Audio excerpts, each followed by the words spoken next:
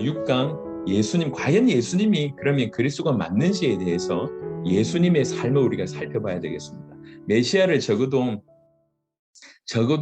이제 율법을 기준으로 얘기한다고 하면 천몇백, 1400년 이상 기다려온 거 아닙니까? 사실 이전부터 창세기부터 얘기한다고 하면 4000년을 계속 기다려온 그 메시아가 4000년 동안 기다리고 있었는데 드디어 예수님이 나타나셨어요. 이 예수님이 메시아 맞냐 안 맞냐? 그게 사도들의 어떤 그 질문이었고 이스라엘 백성들의 고민이었습니다. 과연 예수님이 메시아가 맞는가? 성경대로 살펴봐야 되는데, 메시아가 되시려고 하면, 여러 가지가 있지만 크게 두 가지를 조건이 있습니다. 하나는 뭐냐면, 이 메시아에 대한 구약의 예언을 그대로 성취하셔야 된다고 하는 얘기고, 두 번째는 메시아가 오셔서 해야 될 일을 이루셔야 된다고 하는 것입니다.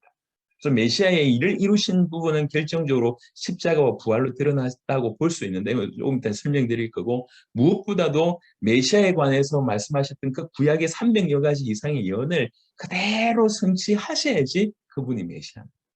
그래서 구약의 수많은 300가지 예언들 이상들의 예언들이 있는데 다 다룰 수는 없고 몇 가지만 가져와서 여러분하고 다 알고 있는 내용들이니까 여러분하고 얘기하는 것입니다. 제가 이제 아까도 말씀드렸지만 여러분들이 지금 하고 있는 내용 중에 모르는 얘기가 있습니까? 여러분들 다 알고 있는 내용. 하지만 중요한 거는 우리 성도들은요 얼마나 알고 있을까요? 여러분이 선교하고 있는 그 선교 대상자들 얼마나 알고 있습니까? 우리가 정확하게 알아야지, 우리가 소화해야지, 우리 언어로 그들에게 올바로 전달되고, 또 그들이 올바로 알고 올바로 믿어야지, 그 다음에 재생산이 있는 것입니다. 저는, 어제도 좀 간증을 좀 드렸지만, 정말 몇 년 만에 한 나라가 살아나는 걸 봤습니다. 아까 이제 쿠바 얘기를 드렸는데요. 쿠바에 그런 역사가 일어난 지 불과 3, 4년 만에 그런 일이 벌어진 것입니다. 제가 쿠바에 처음 들어갔을 때가 2014년 정도였는데, 2017년 정도 됐을 때 아까 그런 일이 벌어진 겁니다. 2016년, 2017년 한 명이 아놀드라고 하는 목사님이 그 100개 교단 이상의 이제 이렇게 문이 열리고 나서 그 다음에 어떻게 했냐면 본인이 얘기했어요. 본인 나라에 있는 거의 모든 교단, 모든 선교단체 거의 95% 이상을 다 찾아가서 총회장들 다 만나. 우리 쿠바에 필요한 게 이 복음이 아니냐. 전하고. 그러니까 이제 할 수 있는 한 자기 나라를 살리기 위해서 한 명이 그냥 미친 듯이 다닙니다. 그 한 명을 통해서 복음을 받으면 복음 받은 사람들이 또 다른 역사들이 계속 일어나는 계속. 지금도 이 코로나 상황에 제가 시간이 없기 때문에 되어지는 영상들을 못 보여드리는데 여러분 시간 나실 때 혹시 한국에 계시면 저희 교회 방문하십시오. 얼마든지 환영합니다. 그리고 이제 한국 오실 기회가 있으면 오십시오. 얼마든지 환영합니다.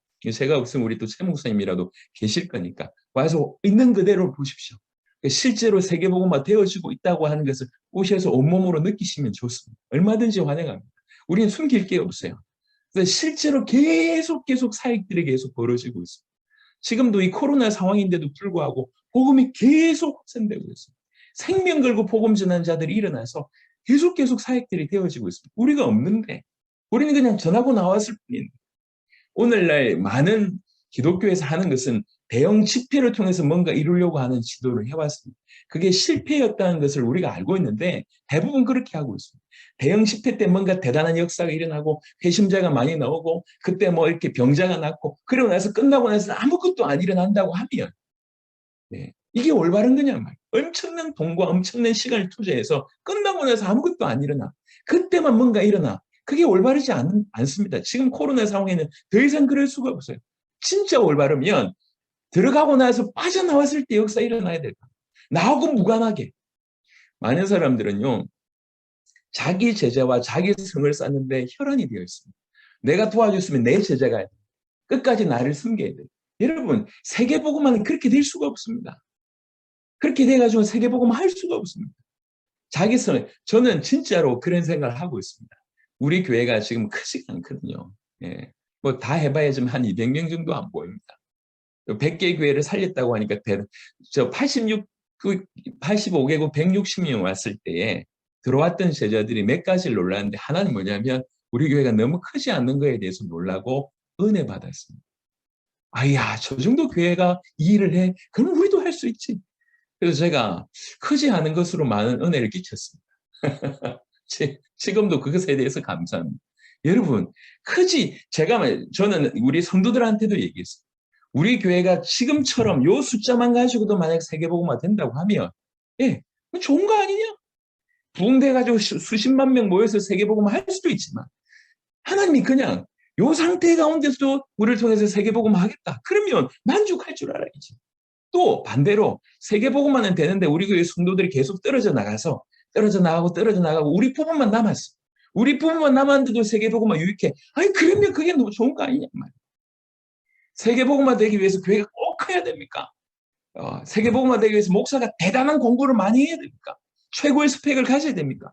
그렇게 해서 세계복음화 된다고 하면 좋습니다. 하지만 무능해도 크지 않아도 능력이 많지 않아도 정말 저는요 제가 유명해지지 않아도 괜찮고 우리 교회가 안 커져도 괜찮습니다.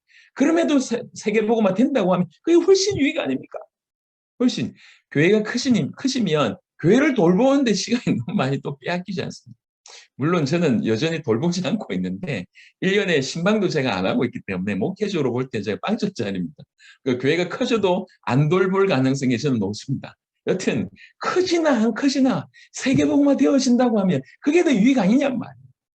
많은 사람들은 세계복음화 하기 위해서 전제가 뭐냐? 본인이 교회가 커져야 된대. 그래놓고 세계복음은 온데간데 사라지고 그냥 세계복음화 하기 위해서 우리 교회가 커져야 되니까 우리 교회가 커지는 게 세계복음화라고 얘기하고 있습니다.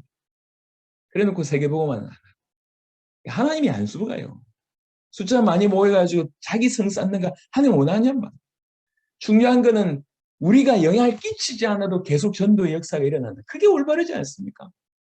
저희가 해외 가서 사역하고 나서는 이분들이 마음껏 할 수 있도록 뒤에서 서포트하는 역할 말고는 딴 거 하지 않습니다.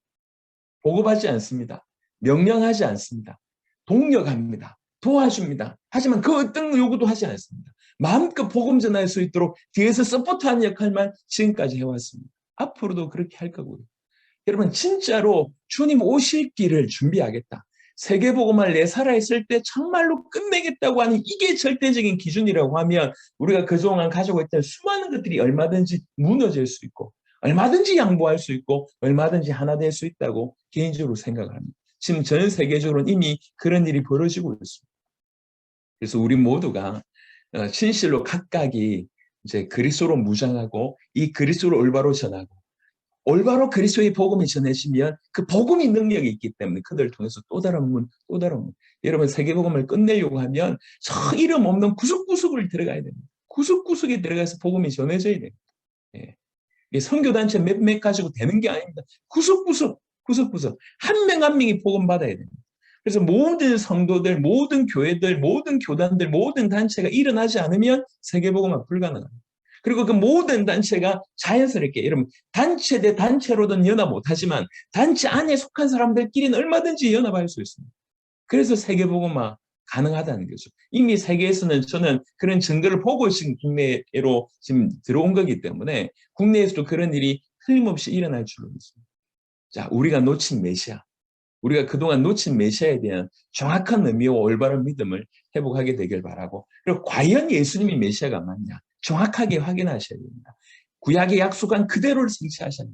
300가지 수많은 예언 중에 잘 아는 몇 가지만 짧게 보겠습니다. 성경은 아브라함의 후손으로 오실 것을 얘기합니다. 창세기 22장 17절 18절에 내가 너에게 큰 복을 주고 네 씨가 크게 번성하여 하늘의 별과 같고 바닷가의 모래와 같게 하리니 네 씨가 그 대적의 성문을 차지하리라. 또 네 씨로 말미암아 천하 만민이 복을 받으리니 이는 네가 나의 말을 준행하였음이니라 하셨다 하니라. 이렇게 아브라함의 후손으로 오실 것을 얘기하고 사무엘하 7장 8절부터 16절 특별히 12절부터 14절에 네 수완이 차서 네 조상들과 함께 누울 때에 내가 네 몸에서 날 네 씨를 네 뒤에 세워 그의 나라를 견고하게 하리라. 그는 내 이름을 위하여 집을 건축할 것이요 나는 그의 나라 왕위를 영원히 견고하게 하리라. 나는 그에게 아버지가 되고 그는 내게 아들이 되리니 그가 만일 죄를 범하면 내가 사람의 매와 인생의 채찍으로 징계하려니와 1차적으로는 솔로몬에 관한 얘기지만 솔로몬 뒤에 있는 그리스도를 예표했다고 볼 수가 있습니다. 아브라함의 후손과 다윗의 후손으로 오실 것임을 예언하셨고 마태복음 1장 1절에 아브라함과 다윗의 자손 예수 그리스도의 계보라. 그래서 마태복음이 마가복음보다 늦게 쓰여졌지만 마태복음이 신약 성경에 먼저 나온 이유는 바로 약속하신 대로 아브라함과 다윗의 자손으로 오실 것에 대해서 증거를 드러내기 때문에 마태복음 1장을 이렇게 마태복음을 가장 사복음서의 앞에 이렇게 놓였다고 이제 제가 알고 있습니다. 아브라함과 다윗의 자손으로 오실 것임을 예언하셨고 그 메시아는 예수님은 이 예언한 그대로 아브라함과 다윗의 후손으로 오셨습니다. 그리고 동정녀로 탄생하실 것을 얘기합니다. 그러므로 주께서 친히 징조로 너희에게 주실 것이라. 보라, 처녀가 잉태하여 아들 낳을 것이요 그의 이름을 임마누엘이라 하리라. 여러분, 저는 개인적으로 바깥에 있는 이단도 참으로 경계해야 되지만 교회 안에 들어와 있는 자유주의 물결을 심히 경계합니다. 왜 그러냐? 성경을 무너뜨립니다. 성경을. 예를 들면 여기 같은 경우에도 보라, 처녀가 잉태하여라고 얘기하는 이 처녀를 여자라고 하는 단어로 바꾸려고 그렇게 발버둥칩니다. 여자가 잉태해서 아이 낳는 거 당연하지 않습니까? 하지만 처녀가 잉태해 아들 낳은 것은 기적입니다. 왜 처녀로 잉태해야 됩니까? 처녀가 잉태해 처녀로 동정녀로 오실 이유는 죄 없는 모습으로 이 땅에 오셔야 되기 때문에 그렇습니다. 그래서 성령으로 잉태하셔야 됩니다. 처녀의 몸을 빌어서. 이게 하나님의 놀라우신 작품인데 그것을 지금 거부한다는 거죠. 여러분, 하나님께서 천지를 창조하신 하나님이고 인간을 지으신 하나님이 처녀의 몸에 성령으로 잉태하는 그런 일을 못하실 이유가 어디 있냔 말이에요. 지금도 이제 좀 이렇게 과학이 발전해서 남자 몸에서 여자 몸에서 정자 난자 이렇게 해가지고 여자 몸에 다시 심어서 아이를 낳는 세대가 되어버렸지 않습니까?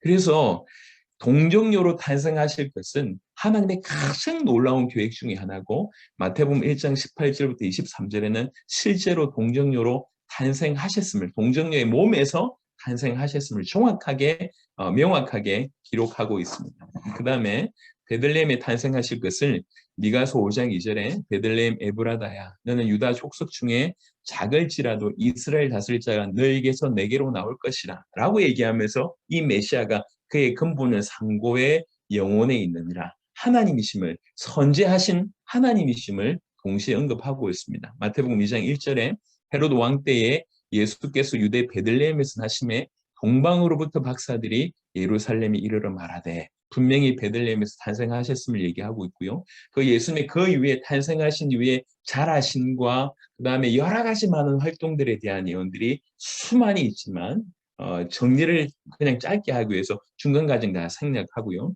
이제 십자가 사건 바로 전에 은 30에 팔릴 것에 대한 부분입니다. 스가랴는 그런 부분에 많은 흔적을 주는데 스가랴 11장 12절부터 13절에 내가 그들에게 이르되 너희가 좋게 여기거든 내 품삯을 내게 주고 그렇지 않거든 그만두라. 그들이 곧 은 30개를 달아서 내 품삯을 삼은지라. 여호와께서 내게 이르시되 그들이 나를 헤아린 바 그 싹을 토기장에게 던지라 하시기로 내가 곧 그 은 30개를 여호와의 전에서 토기장에게 던지고 이 예언이 너무 소름 끼칩니다. 예수님은 실제로 은 30에 팔렸고요. 그 은 30을 받았던 가룟 유다는 나중에 양심의 죄책을 받게 되고 자살하게 됩니다. 목매달아서 자살하게 되는데 그때 이제 그 인근에 떨어져 있던 그 은 30개를 두고 이제 그 유대인들이 지도자들이 의논하면서 결국 내린 결론이 뭐냐면 토기장의 밭을 사게 됩니다. 기가 막히죠. 성경을 알고 산 게 아니에요. 본인들이 의논해서 샀는데 알고 보니까 이 모든 것이 성경에 그대로 예언되어 있다고 하는 거죠. 너무 소름 끼치게 예언되어 있습니다.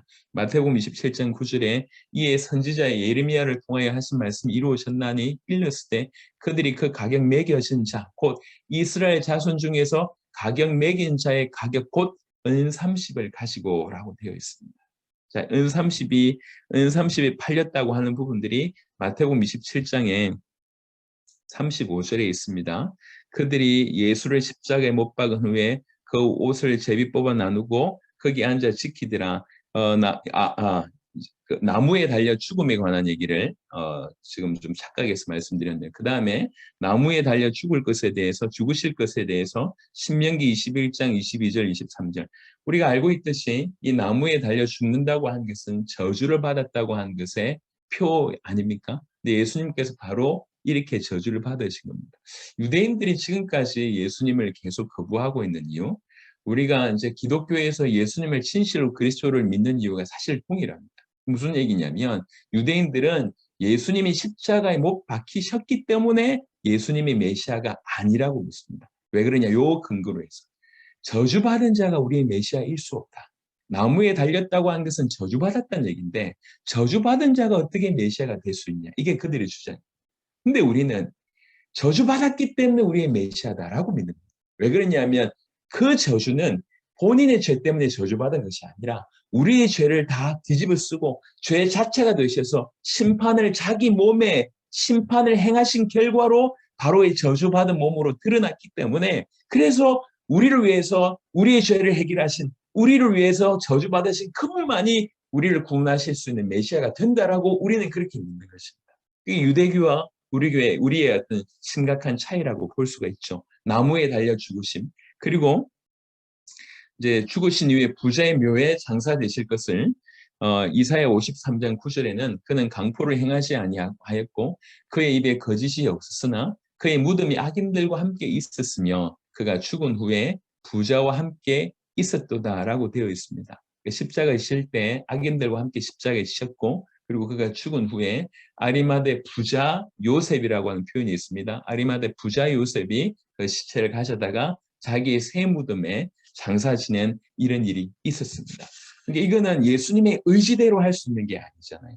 본인이 하신 게 아니에요. 모든 것이 이렇게 성경 그대로 성취됩니다. 그리고 시편 16편 10절 같은데 이는 주께서 내 영혼을 서울에 버리지 아니하시며 주의 거룩한 자를 멸망시키지 않으실 것입니다.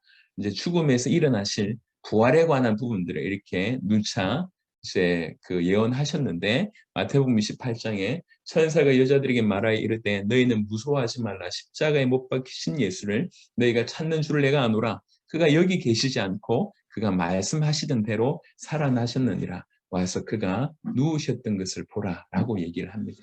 부활하셨음을 얘기하고 있습니다.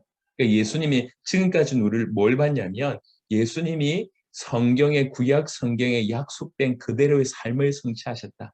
단 하나도 예외 없이 그 구약의 모든 약속을 그대로 성취하신 이 땅에 이제 공생의 기간 동안 그리고 나서 심지어 당신이 죽으신 바로 그 모든 상황도 구약의 약속 그대로 성취하신 그래서 예수님이 메시아의 조건을 완벽하게 이루셨음을 우리가 확인할 수 있고요.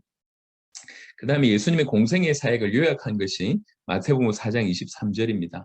예수께서 온 갈릴리에 두루 다니사 그들의 회당에서 가르치시며 천국 복음을 전파하시며 백성 중에 모든 병과 모든 약한 것을 고치시니 가르치시며 천국 복음을 전파하시며 모든 약한 것을 고치시는 이 공생의 사역을 쭉 행하신 것입니다. 하지만 우리가 알듯이 예수님의 사역의 가장 클라이막스 정점은 십자가 사건입니다. 그리고 부활 사건이라고 볼 수 있습니다. 그래서 기독교의 십자가와 부활이라고 볼 수가 있습니다. 이제 PPT에는 없는 구절인데요. 우리 잘 알고 있는 성경 구절 몇 구절만 잠시 살펴보시도록 하겠습니다. 요한복음 3장 16절에 요한복음 3장 16절에 하나님이 세상을 이처럼 사랑하사 독생자를 주셨으니 이는 그를 믿는 자마다 멸망하지 않고 영생을 얻게 하려 하십니다. 예수님을 십자가에 못 박게 하는 계획은 하나님이 세우셨고 하나님이 우리를 사랑하시기 때문에 자기 독생자를 주신 것입니다. 우리에게 주신 것이고 죽게 내버려 두셨다고 자기 아들의 생명을 이렇게 죽음에까지 주신 그런 사건은 하나님이 우리를 얼마나 사랑하시는가라고 하는 부분입니다. 또 하나의 구절을 보시면 갈라디아 2장 20절에 갈라디아 2장 20절에 약간은 또 다른 각도인데요. 갈라디아 2장 20절 또한 여러분들이 너무 잘 아시는 구절입니다. 내가 그리스도와 함께 십자가에 못 박혔나니 그런즉 이제는 내가 사는 것이 아니요 오직 내 안에 그리스도께서 사시는 것이라. 이제 내가 육체 가운데 사는 것은 나를 사랑하사 나를 위하여 자기 자신을 버리신 하나님의 아들. 그러니까 이제 하나님이 우리를 사랑하시기 때문에 아들을 십자가에 못 박게 하셨고 또 다른 각도로 아들이신 그 예수님이 하나님이신 그 예수님이 우리를 사랑하시기 때문에 자기 목숨을 내 주셨다라고 성경은 얘기하고 있습니다. 그래서 십자가는 무엇보다도 하나님의 사랑을 가장 강력하게 드러내는 구절이라고 볼 수가 있습니다. 동시에 아까 말씀드렸듯이 우리가 잘 알고 있듯이 하나님은 거룩하신 분이십니다. 그리고 그분은 공의로우신 분이십니다. 그래서 죄 있는 자를 죄 없다라고 선언하실 수가 없습니다. 그 죄는 반드시 처리돼야 돼요. 그러니까 공의로우시고 거룩하신 하나님, 죄에 대해서는 심판하시는 하나님, 죄에 대해서는 진노하시는 하나님이 그분의 속성이고, 또 한편으로는 하나님은 우리를 너무너무 사랑하신다는 거죠. 이 하나님의 사랑과 이 하나님의 공의가 아주 정확하게 기가 막힌 방법으로 드러나는 사건이 십자가의 사건이라고 볼 수가 있습니다. 고린도후서 5장, 고린도후서 5장을 보겠습니다. 고린도후서 5장 21절에 보시면 하나님이 죄를 알지도 못하신 이를 우리를 대신하여 죄로 삼으신 것은 우리로 하여금 그 안에서 하나님의 의가 되게 하려 하십니다. 하나님이 죄를 알지도 못하신 이를 죄를 알게 하셨다라고 풀지 않고 죄로 삼으셨다고 얘기했습니다. 그러니까 예수님이 십자가 상태에 있을 때 그분은 죄 자체가 되신 것입니다. 모든 인류의 죄를 뒤집어 쓴 죄 자체가 되셨고요. 여러분, 이 죄는 인간이 육신이 있을 때 육신으로 죄를 범했지 않습니까? 근데 이 죄를 해결하려면 육신이 해결해야 되는 겁니다. 육신 안에서. 그래서 모든 죄를 뒤집으시고 자기 육신 안에서 죄를 처리하셨는데 그 처리의 방법이 죽으심이라고 할 수가 있는 것입니다. 그러니까 죄가 되셨고 그 죄를 자기 몸에 다 뒤집어 쓰시고 저주를 받으신 바 되셔서 자기 육신 안에서 죄를 처리하셔서 이렇게 죽으신 그런 사건이 바로 그 십자가의 사건입니다. 그래서 십자가의 사건은 하나님의 공의와 하나님의 사랑이 드러나면서 아주 신비로운 방법, 그 방법 말고는 답이 없는 그 방법으로 죄가 되셔서 자기 몸 안에서 그 죄를 처리하신 그 방법이 되신 것입니다. 그래서 빌립보 2장 8절에는 이 부분을 설명을 이렇게 얘기하셨습니다. 빌립보 2장 8절, 사람의 모양으로 나타나사 자기를 낮추시고 죽기까지 복종하셨으니, 죽기까지 복종하셨으니 그리스도의 순종을 가장 잘 드러낸다고 볼 수가 있습니다. 자, 이게 우리가 알고 있는 십자가의 일반적인 의미입니다. 그런데 또 하나 알아야 될 것은 뭐냐면 그 십자가가 왜 이런 의미를 가지냐는 거죠. 그 십자가에서 무슨 일이 일어났기 때문에 이런 일이 벌어졌냐는 거죠. 그러니까 십자가상에서 일어난 일, 부활로 말미암아 일어난 일을 우리가 좀 주목해 볼 필요가 있다는 거예요. 도대체 예수님 십자가 지시고 죽으셨다. 이게 도대체 무슨 일이 일어났길래 그 순간에 무슨 상황이 벌어졌기 때문에 이런 일이 벌어지냐는 거죠.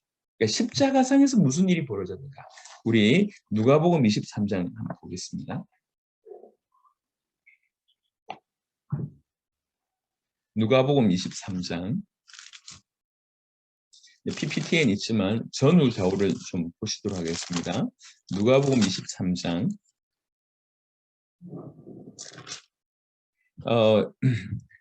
44절부터 보겠습니다. 누가복음 23장 44절. 때가 제60쯤 되어 해가 빛을 잃고 온 땅에 어둠이 임하여 제90까지 계속하며, 그 다음에 45절에 성소의 휘장이 한가운데가 찢어지더라 이렇게 되어 있습니다. 우리가 예수님 십자가 지셨을 때 일어났던 사실들을 우리 뭐 다 알고 있습니다. 마태복음과 마가복음 이런 부분을 설명해 보시면 하늘이 이렇게 어두워졌고, 그리고 이제 이렇게 지진이 납니다. 그리고 바위가 터지기도 하고, 그리고 나서 무덤이 열리기도 하고, 죽은 자가 다시 살아나기도 하고, 그리고 죽은 자 상당수가 예루살렘으로 들어가는 이런 일들이 이제 기록되어 있습니다. 그 중에 하나가 일어난 사건이 뭐냐면 성소의 휘장이 찢어지는 일이 벌어져요. 십자가 지실 때 성소의 휘장이 찢어집니다. 이걸 뭘 뜻합니까? 자, 히브리 10장 19절 20절에는 이렇게 되어 있습니다. 히브리 10장 19절 20절. 그러므로 형제들아, 우리가 예수의 피를 힘입어 성소에 들어갈 담력을 얻었나니 그 길은 우리를 위하여 휘장 가운데로 열어놓으신 새로운 살 길이요 휘장은 곧 그의 육체니라. 우리가 알고 있는 바로는 예수님이 오시기 전에 그 구약의 배경으로는 대속죄일 날 그에 뽑힌 대제사장이 자기의 죄와 백성들의 죄를 사한 이후에 이제 드디어 이제 피를 들고 이제 이렇게 그 지성소 안으로 이제 들어가게 됩니다. 혹여 죄가 해결되지 않은 상태에서 그 지성소로 들어가게 되면 바로 죽게 되는 일이 이제 벌어지는 거죠. 자, 그래서 하나님을 만난다고 하는 것은 가문에서 너무 영광이지만 한편으로는 그 가문의 영광보다는 죽음에 대한 두려움이 훨씬 큽니다. 하나님을 만나러 간다. 이거는 두렵다. 이게 되어 있습니다. 이사야 6장 같은 경우에도 하나님을 봤기 때문에 내가 이제 죽게 되었다라고 하는 이사야의 통탄을 우리가 알 수 있지 않습니까? 그러니까 하나님을 만난다고 하는 것이 두려운 사건이에요. 왜 그렇습니까? 죽을 수 있기 때문에. 근데 이 히브리 10장 19절 20절은 뭐라고 얘기하고 있냐면 우리가 담력을 얻었다는 거예요. 용기를 얻었다는 거예요. 왜 용기를 얻게 됐냐면 하나님께서 우리를 위하여 휘장 가운데로 열어놓으신 새로운 살 길이요 휘장은 곧 그의 육체니라고 얘기하고 있습니다.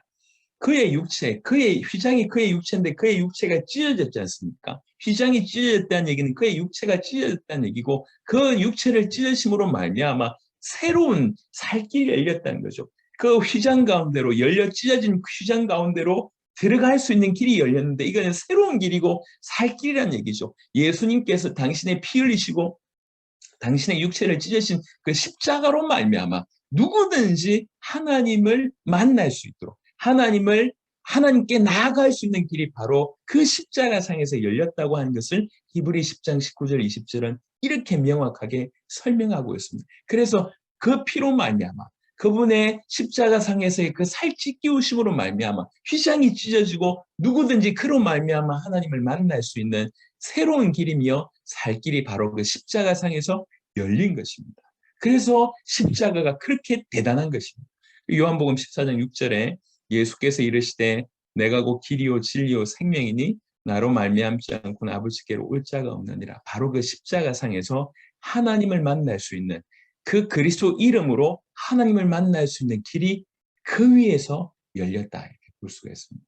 또 하나는 죄의 문제를 해결하셨다고 얘기하는데 레위기 17장 11절에는 육체의 생명은 피에 있습니다. 내가 이 피를 너희에게 주어 제단에 뿌려 너희의 생명을 위하여 속죄하게 하였나니 생명이 피에 있으므로 피가 죄를 속하느니라. 이게 하나님이 정하신 방법입니다. 피만이 죄를 속할 수 있습니다. 즉 생명만이 피를 속할 수가 있습니다. 피는 생명을 뜻하지 않습니까? 나의 죽음이 죄 없는 자의 죽음이 죄인의 죄를 대속할 수 있는 유일한 길이 됩니다. 그러니까 구약에는 죄 있는 사람, 죄 없는 사람이 없기 때문에 짐승으로 이렇게 한시적으로 짐승을 통해서 죄를 해결하는 방법을 사용하신 것입니다. 오직 피만이 죄를 속합니다. 그래서 히브리 9장 22절에 율법을 따라 그의 모든 물건이 피로써 정결하게 되나니 피 흘림이 없은즉 사함이 없느니라. 오직 피 흘림으로만 사함을 얻을 수 있습니다. 그래서 히브리 9장 12절은 이렇게 표현하고 있습니다. 염소와 송아지의 피로 하지 아니하고 오직 자기의 피로 영원한 속죄를 이루사 단번에 성소에 들어가셨느니라. 자, 여기서 굉장히 주목해야 될 단어는 영원한 속죄 단번이라고 하는 단어. 영원한 속죄를 단번에 이루셨습니다. 예수님께서 그 흘리신 피의 능력은 어느 정도의 능력이냐면 지금 지구상에 있는 75억 이상의 인구가 75억 이상의 모든 인구의 과거와 현재 심지어 미래의 모든 죄를 해결하되 단번에 해결하고 완전히 해결하되 영원히 해결할 능력이 바로 그 피 안에 있습니다. 그 피의 능력은 그러합니다. 그래서 예수님께서 십자가상에서 피 흘리신 그 피는 영원한 속죄를 단번에 이룰 수 있는 그 피입니다. 그러니까 누구든지 예수님을 만나게 됩니다. 그 피로 말미암아 그 사람의 죄는 과거, 현재, 미래의 모든 죄가 정죄받지 않는 놀라운 일들이 벌어진다고 하는 거죠. 그 죄 가운데서 건진받는 일이 벌어집니다. 어디에서 이 일이 이루어졌냐? 피 흘리신 바로 그 십자가를 통해서 우리 인간의 모든 죄를 해결할 수 있는 길이 열린 것입니다. 마가복음 10장 45절에 인자가 온 것은 섬김을 받으려 함이 아니라 도리어 섬기려 하고 자기 목숨을 많은 사람의 대속물로 주려 함이니라. 대신 죽어주는 제물 아닙니까? 대속물로. 왜 그렇습니까? 우리의 죄를 위해서 대속물로 자기 자신을 주려고 오셨는데 그 주신 사건이 바로 십자가입니다. 그래서 십자가를 통해서 하나님 만나는 길이 열렸고 십자가를 통해서 우리의 죄가 해결되는 길이 열린 것입니다. 그리고 그 십자가상에서 골로새서에 보시면 그 십자가상에서 통치자들과 권세들을 무력하여 사단의 어떤 부분들을 표현합니다. 무력하여 드러내고 구경거리로 삼으시고 십자가로 그들을 이기셨느니라. 예수님께서 등장하시면서 공생의 기간에 수많은 귀신 들린 자를 쫓아내는 그런 예수님의 승리는 등장하시면서부터 사실은 시작됐다고 볼 수가 있고요. 그리고 십자가로 그들을 이기셨습니다. 그리고 부활로 그것을 확정하셨다고 볼 수가 있습니다. 요한일서 3장 8절에 죄를 짓는 자는 마귀에게 속하나니 마귀는 처음부터 범죄함이라. 하나님의 아들이 나타나신 것은 마귀를 멸하러 하심이라. 바로 그 십자가상에서 사단의 머리는 깨지는 일이 벌어졌습니다. 그들을 이기셨느니라. 그래서 십자가로 우리의 죄를 해결하시고 십자가로 하나님 만난 길을 해결하고 십자가로 사단을 이기셨습니다. 십자가상에서는 자신은 그 예수님은 제물이 되시고 또 대제사장이 되신 것입니다. 그래서 자기 몸으로 하나님께 제물로 올려드리신 것이죠. 그 상황에 모든 죄는 해결되고 하나님 만나는 길은 열리고 사단을 이기신 일이 벌어집니다. 자, 부활은 뭘 뜻하냐면 그것에 대한 확증을 뜻한다고 볼 수가 있습니다. 먼저는 히브리 13장 20절 보시면 양들의 큰 목자이신 우리 주 예수를 영원한 언약의 피로 죽은 자 가운데서 이끌어내신 평강의 하나님이. 자, 죽은 자 가운데서 이끌어내신 분이 하나님이십니다. 죽은 자 가운데서 이끌어내신 평강의 하나님, 요 기억하시고요. 베드로전서 1장 3절은 우리 주 예수 그리스도의 아버지 하나님을 찬송하리로다. 그의 많으신 긍휼대로 예수 그리스도를 죽은 자 가운데서 부활하게 하심으로 누가요? 하나님께서 아들을 부활하게 하셨다는 것입니다. 이 말은 뭘 뜻하냐면 아들이 드린 제사를 아버지 하나님께서 만족하게 하셨다. 아버지 하나님께서 만족하셨다라고 하는 확정으로 아들을 부활시켰다는 거죠. 그래서 거기에서 드려진 그 모든 제사가 완벽했다는 얘기입니다. 즉 사단을 이기고 죄를 해결하고 하나님 만나는 길이 완벽하게 이루어졌다라고 하는 확정이라고 볼 수가 있습니다. 자, 그리고 또 다른 각도가요. 로마서 1장 4절인데 로마서 1장 4절은 성결의 영으로는 죽은 자들 가운데서 부활하사 능력으로 하나님의 아들로 선포되셨으니 예수님은 하나님이십니다. 부활의 능력이 그분에게 있습니다. 그래서 그분이 부활하셨다고 얘기합니다. 그러니까 이 포커스는 뭐냐면 예수님이 하나님이라는 거죠.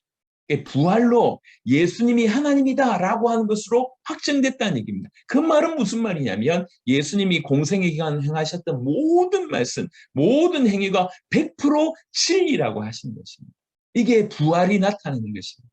십자가상에서 예수님이 드렸던 그 모든 제사를 하나님이 기뻐 받으셔서 이 아들을 부활시켰을 뿐만 아니라 예수님이 하나님이시기 때문에 부활이라고 하는 것은 예수님이 하나님이라고 하는 결정적인 증거고 그 증거는 예수님의 모든 말씀과 행위가 100% 진리라고 하는 그런 증거라고 얘기할 수가 있습니다.